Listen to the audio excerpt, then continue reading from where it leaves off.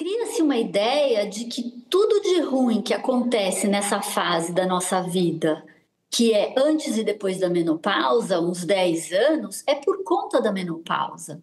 Mas não dá para colocar tudo na conta da menopausa. No Brasil, aproximadamente 30 milhões de mulheres passam neste momento pelas fases do climatério e da menopausa, segundo dados do IBGE. Alguns dos sintomas apresentados por elas são atrelados à menopausa, mas na realidade não são. Muitas queixas podem estar relacionadas à hipertensão ou depressão, que precisam de tratamentos paralelos. Essa conclusão antecipada muitas vezes leva a situações extremas. De um lado, mulheres sofrendo sem nenhum tratamento e do outro, muitas sendo medicadas por sintomas que não são da menopausa.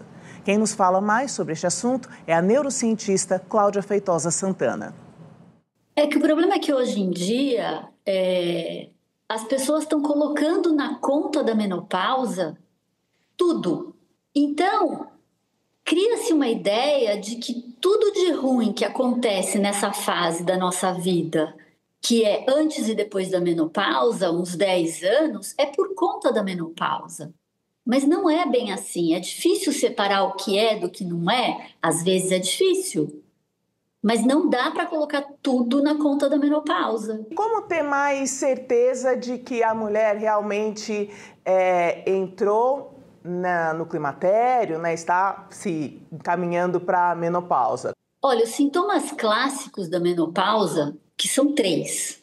A irregularidade dos períodos, as ondas de calor, e não são todas as mulheres que têm ondas de calor, mas quando começa a ter ondas de calor é porque você está na perimenopausa, e ressecamento vaginal. Esses são os 3 sintomas clássicos. Agora, existe a irritabilidade que pode vir por conta do calorão ou não. Tem mulher que pode ter depressão, tem uma fadiga, um esquecimento. Aí são sintomas que são menos frequentes para todas as mulheres, como os calorões, mas podem ser. Por exemplo, a medicina privada brasileira, os médicos pedem para você fazer dosagens hormonais que não são necessárias, que não vão dizer absolutamente nada sobre o seu estado, porque nós oscilamos os hormônios por horas, por dias, varia o tempo todo. Então, para uma mulher que não tem período e está desconfiada que tem sintomas da menopausa, para ela sim, ela vai lá e faz só um hormônio, que é o FSH, que pode indicar se aquele sintoma que ela está sentindo pode ser que esteja relacionado com a menopausa. E quando você diz que tudo pode ser colocado na conta da menopausa, quais são as outras patologias que podem estar sendo negligenciadas e sendo colocadas na conta da menopausa? Então, na verdade, não são nem patologias em geral. Óbvio que pode ser que você tenha uma depressão em decorrência da menopausa, e se você fizer uma reposição hormonal, muito provavelmente essa depressão vai embora. Mas pode ser que você tenha uma depressão paralela à menopausa que não tenha nada a ver com a menopausa. Mas, por exemplo, a primeira linha de tratamento hoje em dia, e que é seguro para a maioria das mulheres que estão com sintomas e que sentem que a qualidade de vida piorou, é você fazer uma reposição hormonal. Mas detalhe, reposição hormonal daquela de indústria farmacêutica, que passou por controles rígidos, não é para fazer reposição hormonal de farmácia de manipulação. E isso não foi pesquisado para tal, e tem muita mulher fazendo isso hoje em dia.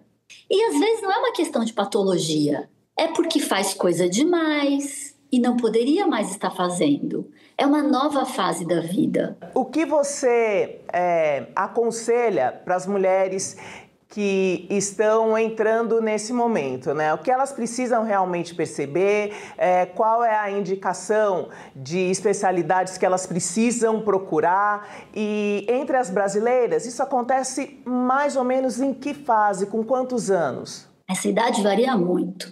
A partir dos 40 e pouquinhos, as mulheres já podem começar a ter sintomas de menopausa. Mas o normal é você entrar na menopausa, ou seja, 5 anos antes da menopausa e 5 anos depois. Essa janela de 10 anos, em geral, acontece dos 45 aos 55. Entrou na menopausa com 45, 46 anos, já é normal. E o tardio é com 55 anos. Mais ou menos isso. Mas o que é importante? O que mais ajuda a passar por essa fase, porque é uma fase, ela passa, atividade física. Quanto mais atividade física fizer e com maior intensidade, seja musculação ou cardíaco, melhor. As mulheres que não fazem atividade física e que têm, por exemplo, uma qualidade óssea crítica, essas, mesmo sem sintomas, é bom conversar com o médico, porque talvez seja bom fazer a reposição hormonal. Essa seria uma indicação que já é indicação no Reino Unido, mas ainda não é no Brasil. A outra coisa é que é o seguinte, tem mulher, Joyce, tem mulher começando a fazer reposição hormonal, são dois extremos absurdos. Sem nem ter sintomas. Por assim, eu não quero passar por isso, então eu já vou começar a fazer a reposição hormonal. Isto é um absurdo. Mesmo porque a gente não pode tomar hormônio durante 15, 20 anos. A gente tem um tempo que a gente pode tomar. Depois de um certo tempo, acima de 5, aumenta um pouquinho mais o risco de câncer, acima de 10, mais ainda. Então não é uma brincadeira, tudo tem risco. E o outro extremo são mulheres que não querem nem ouvir falar a palavra de reposição hormonal, não querem conversar sobre o assunto e ficam sofrendo, mas que hoje a gente sabe que a gente pode conversar e ser muito mais seguro fazer a reposição. Meu nome é Cláudia Feitosa Santana, sou neurocientista, mestre e doutora pela USP e pós-doutoramento pela Universidade de Chicago.